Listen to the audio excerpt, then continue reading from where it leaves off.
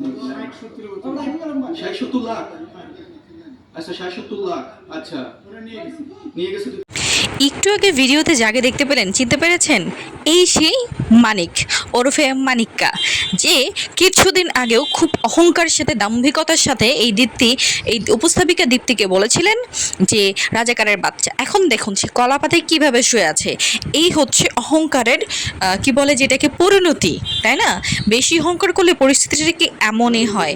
সে পালাতে গিয়ে বিজিবির হাতে ধরা পড়েছে এবং সেখানে তার কলার ধরে তাকে কোশ্চেন করা হয়েছে এবং সে 60 থেকে 70 লাখ টাকা ইন্ডিয়ার যে ওই পাশে কিছু বেয়াদব থাকে না, ওরা হচ্ছে নিয়ে গেছে। খুব ভালো কাজ করছে। এরকম মানুষের সাথে এরকম হওয়াটাই উচিত। আর কি বলবো, ও ধরা খাওয়াতে অনেক অনেক মানুষ পুরো, যারা যারা ওকে চেনে সবাই অনেক বেশি খুশি হয়েছে। আর এরকম অহংকার, এরকম বেয়াদব লোকের পরিণতি ঠিক এমনই হয়।